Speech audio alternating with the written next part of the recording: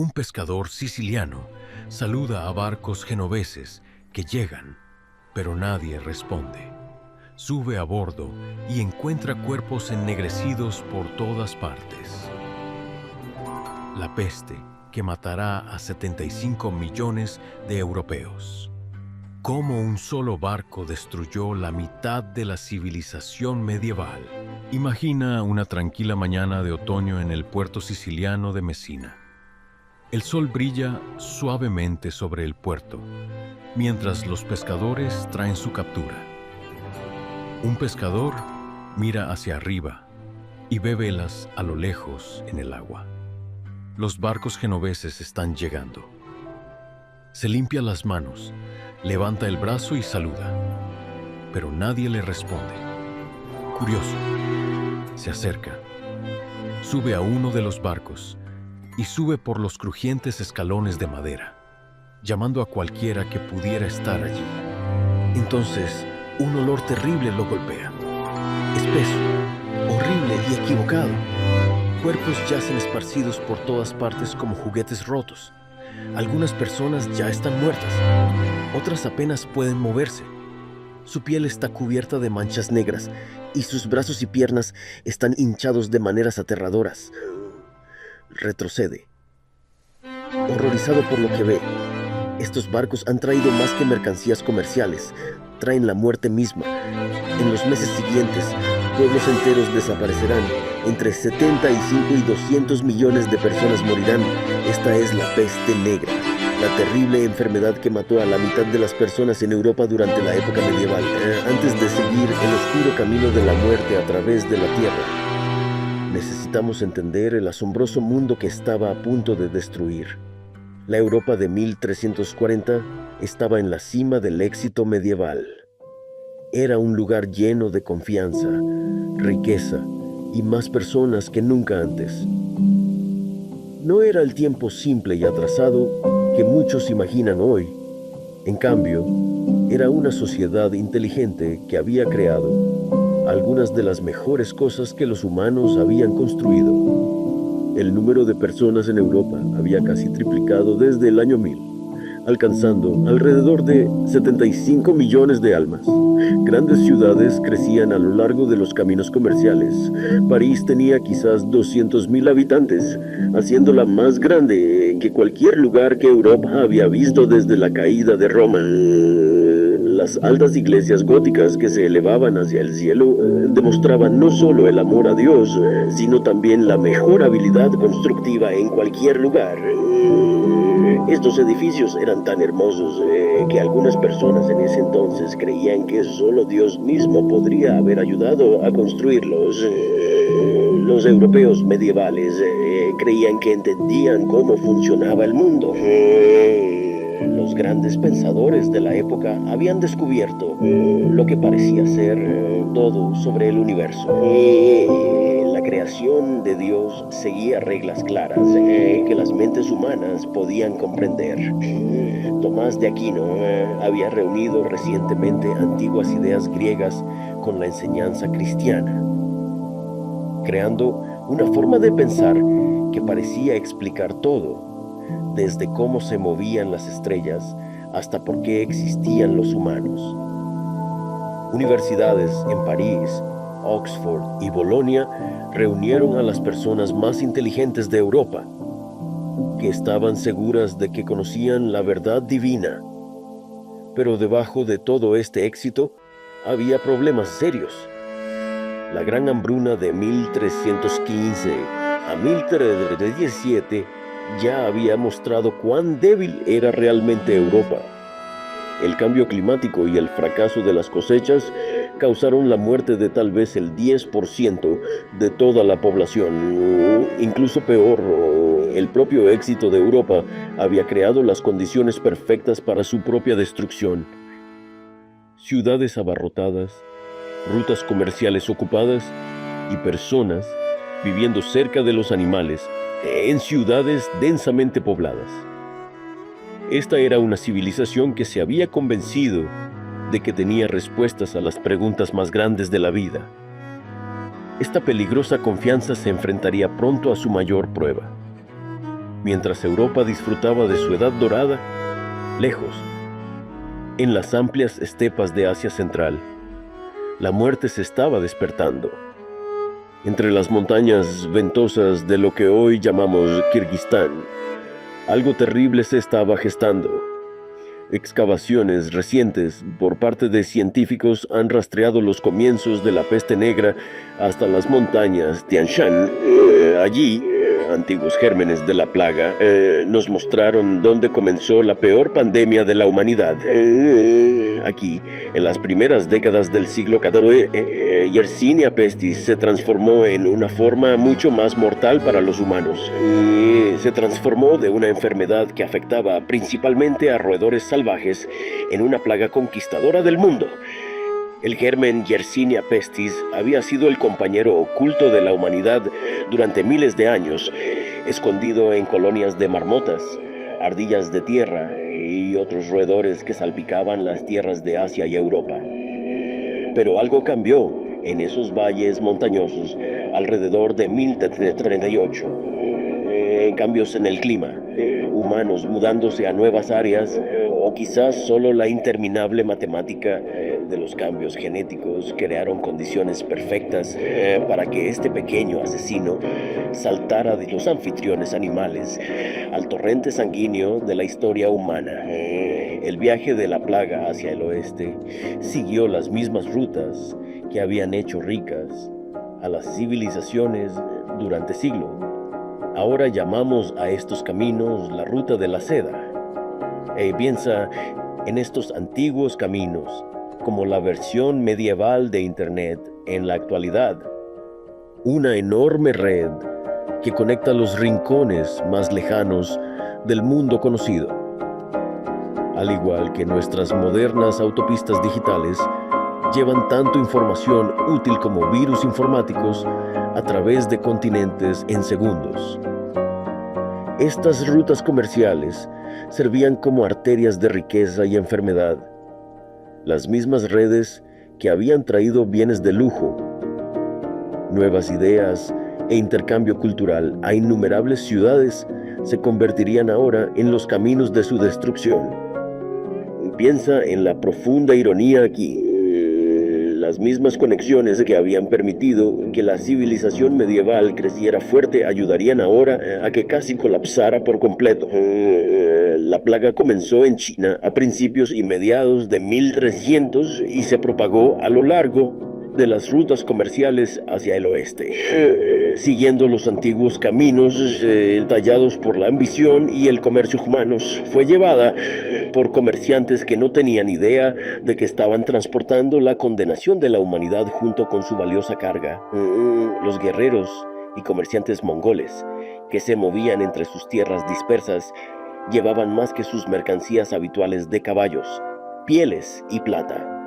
La enfermedad fue llevada a Crimea por guerreros y comerciantes mongoles, donde realizaría su salto mortal hacia la conciencia europea. La gran ciudad comercial de Cafa, que ahora llamamos Feodosia en Crimea, se convirtió en el punto cero del encuentro de Europa con la plaga. Aquí se desarrolla una de las historias más sombrías y fascinantes de la historia. En 1346, durante un asedio de Cafa por fuerzas mongolas, la plaga golpeó al ejército atacante con una fuerza devastadora. El comandante mongol, al ver colapsar sus fuerzas, ordenó que los cuerpos de las víctimas de la plaga fueran catapultados sobre las murallas de la ciudad.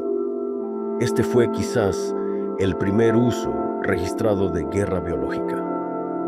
Como un escritor de la época observó con horror, lo que parecía montañas de muertos fue arrojado a la ciudad, y los cristianos no podían esconderse ni huir o escapar de ellos. Los comerciantes genoveses en Cafa, al ver la caída rápida de la ciudad en el caos, tomaron la decisión que sellaría el destino de Europa. Cargaron sus barcos con cualquier mercancía que pudieron agarrar y huyeron hacia el oeste a través del Mar Negro, llevándose consigo a los pasajeros invisibles que transformarían el mundo medieval. Esos ratas negras en las bodegas de los barcos, con sus pulgas llenas de Yersinia pestis. Estaban a punto de convertirse en los agentes involuntarios de la hora más oscura de Europa, cuando esas 12 galeras genovesas entraron cojeando en el puerto de Messina en octubre de 1347. El maestre del puerto y los habitantes de la ciudad que se reunieron para saludarlos vieron una escena de pesadillas. La mayoría de los marineros ya estaban muertos, sus cuerpos yacían sobre las cubiertas. Aquellos que aún estaban vivos apenas eran reconocibles como seres humanos. Su piel estaba ennegrecida, sus ganglios linfáticos grotescamente hinchados, sangre y pus goteando de sus orificios. Las autoridades sicilianas, reconociendo el peligro, pero sin entender su verdadera naturaleza, ordenaron que los barcos se marcharan de inmediato. Pero ya era demasiado tarde. La plaga había encontrado su base en Europa, y como el agua que se filtra a través de las grietas de una represa, se extendería implacablemente a través de cada grieta de la sociedad medieval. Imagina a María, una joven madre que vive cerca del puerto de Messina. Ella vio llegar esos terribles barcos, vio a las autoridades rechazarlos y probablemente se sintió aliviada de que el peligro había pasado. Dentro de una semana, su esposo estaba muerto. Dentro de 2 semanas, sus hijos. Al final del mes, María misma yacía en una de las fosas comunes excavadas apresuradamente fuera de las murallas de la ciudad. Su historia, multiplicada por millones, representa la realidad humana detrás de los números. Desde Sicilia, la plaga se propagó con precisión matemática, siguiendo las rutas comerciales que conectaban el mundo mediterráneo. A principios de 1348 había llegado a los puertos ocupados de Génova y Venecia, los corazones comerciales de la Europa medieval. Desde allí avanzó a lo largo de las antiguas carreteras romanas, por los valles de los ríos y a través de los pasos montañosos, transformando cada camino de conexión humana en un corredor de muerte. Para entender la magnitud de lo que siguió, debemos abandonar nuestra idea moderna de un cambio gradual e imaginar en su lugar un mundo donde la catástrofe se movía con la velocidad de los rumores y la certeza de las mareas. Al menos 1/3 de la población europea, más de 25 millones de personas, murió entre 1347 y 1352, aunque investigaciones recientes sugieren que el número pudo haber sido aún mayor. En algunas áreas, las tasas de mortalidad se acercaron al 60%. París, la ciudad más grande al norte de los Alpes, se convirtió en una casa de muerte. Los escritores de la época describen calles llenas de cadáveres, iglesias desbordadas de muertos y el constante sonido de las campanas de la iglesia sonando por los difuntos, hasta que había tan pocos sobrevivientes que ya no podían hacer sonar las campanas. Un sacerdote parisino escribió a su hermano: "La ciudad se ha convertido en una tumba. Nosotros, los que quedamos, caminamos entre los muertos y no sabemos si nos uniremos a ellos al caer la noche". La población de la ciudad pudo haber caído de 200.000 a menos de 100.000 almas. En Florencia, Giovanni Boccaccio fue testigo del colapso de todo lo que había conocido como vida civilizada. Su relato en el Decamerón proporciona una de nuestras miradas más vívidas a la destrucción social de la plaga.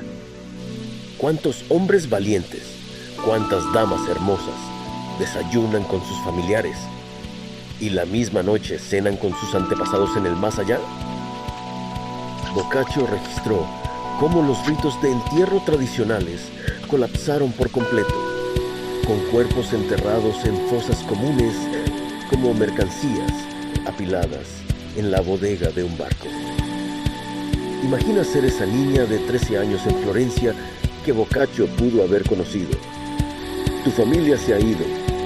Las calles están llenas de cadáveres.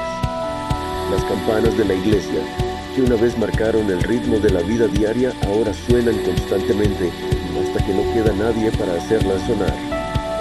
Paseas por vecindarios donde hogares enteros han desaparecido, donde las puertas cuelgan abiertas y los jardines crecen salvajes porque no hay nadie para cuidarlos.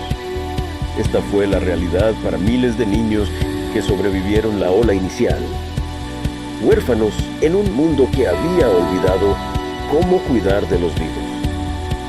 Londres sufrió lo que los cronistas medievales llamaron la gran mortalidad, transformando la bulliciosa capital comercial en una ciudad fantasma. El Támesis, normalmente lleno de embarcaciones mercantiles, en cambio, transportaba los cuerpos de las víctimas de la plaga río abajo hacia el mar. Se establecieron terrenos de enterramiento de emergencia en East Smithfield, donde arqueólogos han descubierto fosas comunes que contienen miles de víctimas de la plaga. Muchas mostrando signos de entierro apresurado y las lesiones características de la peste bubónica. Quizás lo más inquietante son los relatos de asentamientos más pequeños, los pueblos y ciudades de mercado que formaban la columna vertebral de la vida medieval. Aquí, el impacto de la plaga fue a menudo total. Comunidades enteras simplemente desaparecieron. Sus campos regresando a la naturaleza, sus iglesias quedando vacías, sus nombres sobreviviendo solo en registros fiscales y concesiones de tierras. La aldea de Tusmore en Oxfordshire fue completamente abandonada, su población muerta o fugada. El impacto psicológico resultó ser casi tan devastador como el costo físico. Los vínculos humanos tradicionales se disolvieron ante la abrumadora mortalidad. Los padres abandonaron a los niños infectados por la plaga. Los cónyuges huyeron de sus parejas enfermas. Los sacerdotes se negaron a administrar los últimos sacramentos. El cronista italiano Matteo Villani observó que ni familiares ni amigos podían encontrarse para cuidar a los enfermos o enterrar a los muertos. Esto no fue mera cobardía. Fue el colapso completo del contrato social ante el terror existencial. Fenómenos extraños acompañaron el paso de la plaga. Testigos informaron haber visto figuras misteriosas en túnicas blancas caminando por las ciudades por la noche, marcando puertas con cruces para indicar a las futuras víctimas. Una crónica francesa registra: muchos juraron que vieron a la muerte misma caminando por las calles de Aviñón, o una figura alta con una capa oscura señalando casas donde la peste golpearía. Olores fétidos precedieron la llegada de la plaga en muchas ciudades. Olores tan distintivos que los sobrevivientes podían predecir un brote días antes de que ocurrieran las primeras muertes. Los médicos medievales entrenados en las tradiciones clásicas que habían guiado la curación durante siglos se encontraron absolutamente impotentes ante el asalto de la plaga. Su comprensión cuidadosamente construida de la enfermedad se desmoronó cuando se confrontó con Yersinia pestis. Y piensa en ello como médicos modernos enfrentándose de repente a un patógeno alienígena que ignoraba todo lo que sabían sobre medicina. Su experiencia se convirtió no solo en inútil, sino en peligrosa, ya que otorgó una falsa confianza. La plaga se manifestó en 3 formas distintas, cada una más aterradora que la anterior. La peste bubónica, la forma más común, se anunciaba a través de la aparición de bultos, ganglios linfáticos hinchados, que podían crecer hasta el tamaño de naranjas, típicamente en la ingle, las axilas o el cuello. Los cronistas contemporáneos describieron los bultos como señales de Dios, marcas divinas que presagiaban la muerte inevitable. Un médico en Montpellier escribió: los bultos aparecen de repente, duros como piedras, ardientes con fiebre. Cuando revientan, el hedor llena la habitación y la muerte sigue en pocos días. La peste neumónica atacaba directamente los pulmones, causando que las víctimas tosieran sangre y murieran en unas pocas horas de mostrar síntomas. Esta forma se propagaba directamente de persona a persona a través de gotas respiratorias. No se necesitaban pulgas ni ratas. Hogares enteros podían ser eliminados en un solo día cuando la peste neumónica se apoderaba. Lo más temido de todos era la peste septicémica, donde las bacterias entraban directamente en el torrente sanguíneo. Las víctimas de esta forma a menudo morían tan rápidamente, a veces en unas pocas horas, que mostraban pocos síntomas externos, más allá del ennegrecimiento característico de las extremidades que le daba a la peste su nombre popular. Este oscurecimiento de la piel creaba el espectáculo aterrador de personas que parecían estar pudriéndose mientras aún estaban vivas. Los médicos medievales intentaron todo lo que tenían en su considerable arsenal. Prescribieron mezclas complejas de hierbas, realizaron sangrías para equilibrar los humores del cuerpo y quemaron sustancias aromáticas para purificar el aire corrupto. Algunos recomendaron beber su propia orina. Otros sugirieron la aplicación de esmeraldas trituradas o cuerno de unicornio en polvo. Remedios que nos parecen absurdos, pero que representaban la vanguardia del conocimiento médico medieval.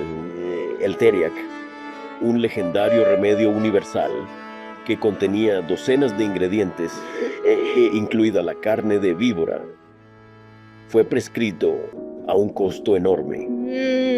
Piénsalo como el equivalente medieval de los medicamentos experimentales contra el cáncer, tratamientos desesperadamente caros que las personas desesperadas intentarían cuando la medicina convencional fallara. Nada de ello funcionó. El fracaso de la medicina establecida creó una crisis que se extendió mucho más allá de la práctica médica. Si los médicos aprendidos con sus textos en latín y su formación universitaria no podían explicar o curar la plaga, ¿qué otras certezas de la vida medieval podrían resultar igualmente vacías?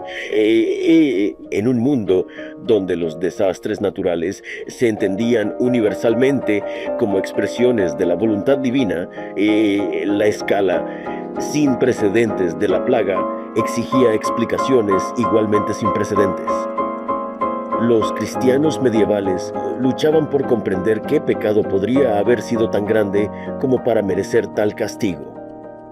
Muchos concluyeron que la humanidad misma se había vuelto tan corrupta en que Dios había decidido comenzar de nuevo, tal como lo había hecho con el diluvio de Noé. Los movimientos flagelantes se extendieron por toda Europa, con bandas de penitentes viajando de pueblo en pueblo, azotándose hasta sangrar en plazas públicas mientras pedían arrepentimiento universal. Un cronista alemán describió estas procesiones. Llegaron cantando himnos de muerte y redención. Sus espaldas crudas con heridas autoinfligidas, llamando a todos a arrepentirse antes del juicio final de Dios. Estas reuniones bien intencionadas, destinadas a apaciguar la ira divina, a menudo se convertían en eventos superpropagadores que llevaban la plaga a comunidades previamente no afectadas.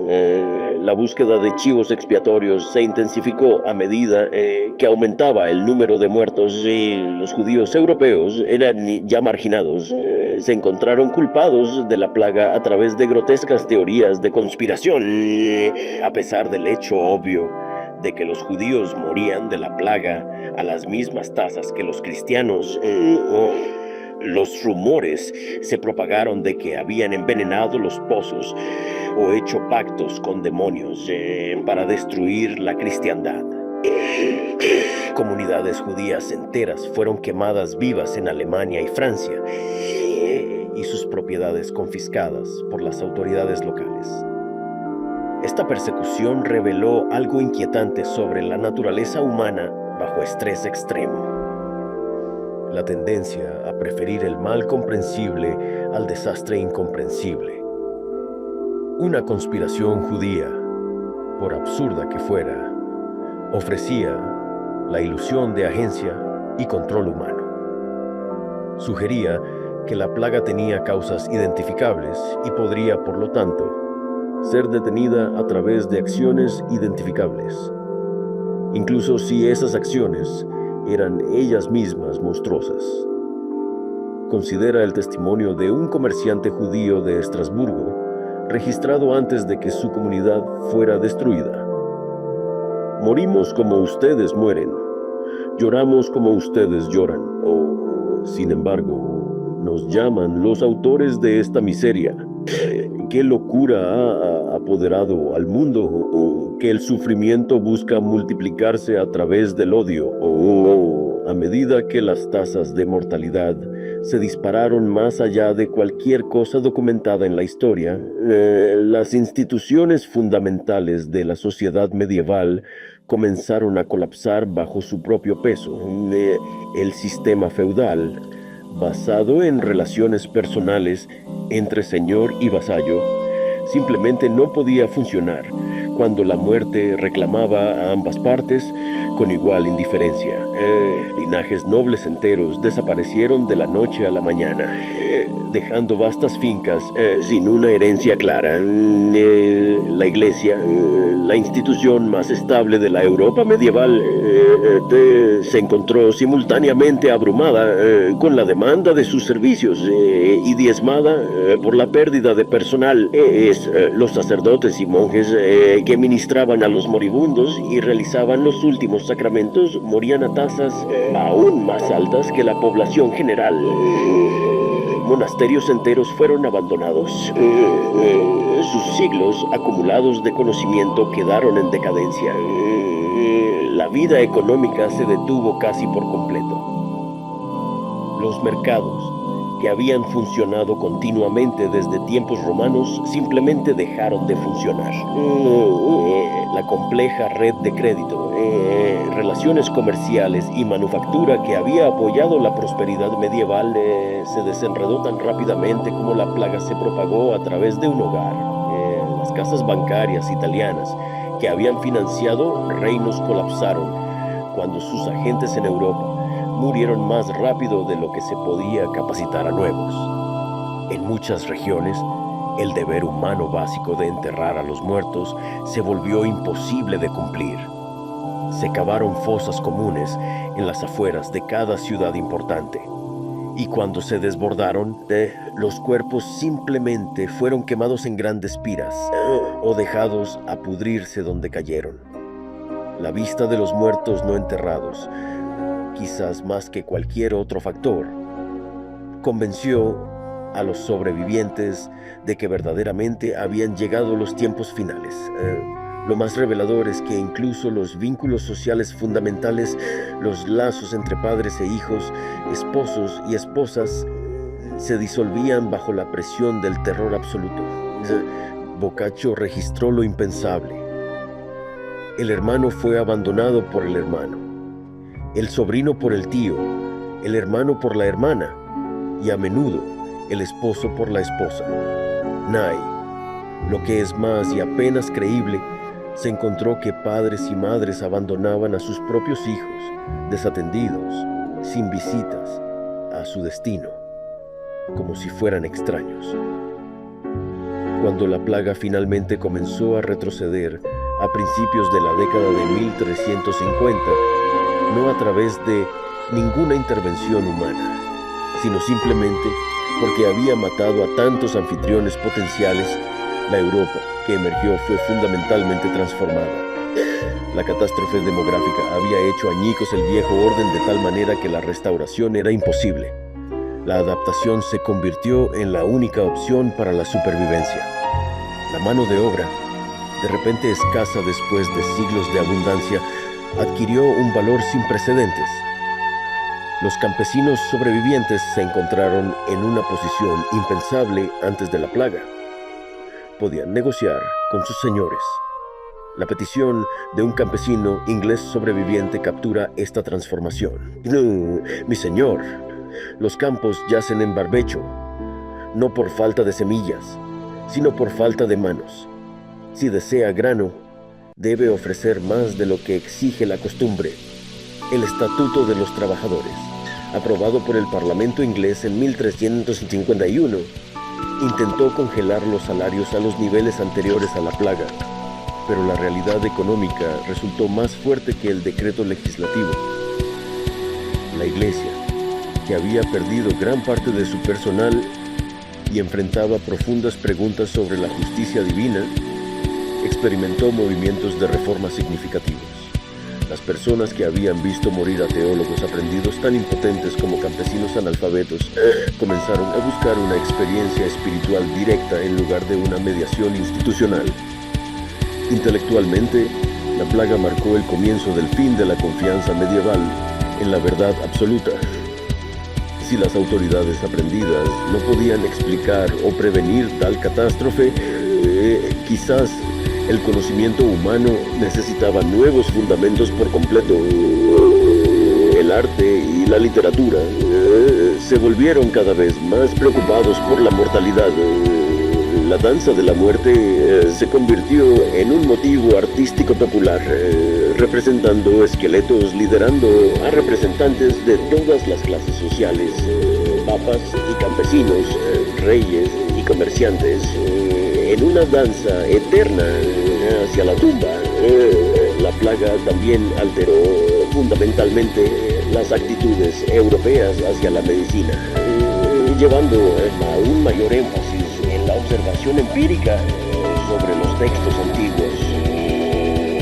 La peste negra hizo añicos la creencia de que los humanos estaban de alguna manera por encima de la furia de la naturaleza, revelando en su lugar nuestro lugar como criaturas biológicas sujetas a las mismas fuerzas que rigen toda la vida en la Tierra. Sin embargo, la historia no es en última instancia una de derrota, sino de resiliencia y adaptabilidad humana.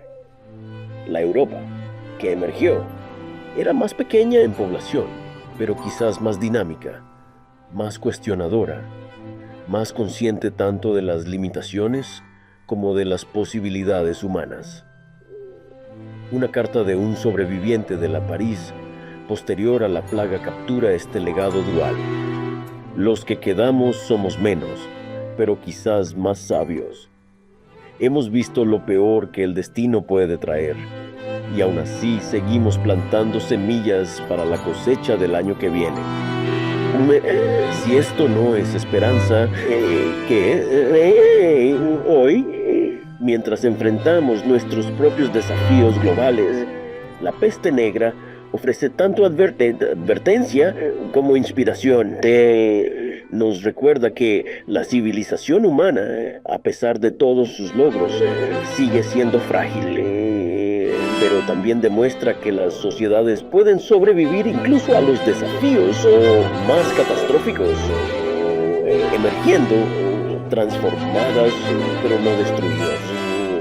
La peste negra fue, de hecho, el mayor ajuste de cuentas de la humanidad con la mortalidad, pero también fue, en su aftermath, una revelación de la mayor fortaleza de la humanidad, la capacidad de continuar, adaptarse y construir de nuevo, incluso después de confrontar el abismo.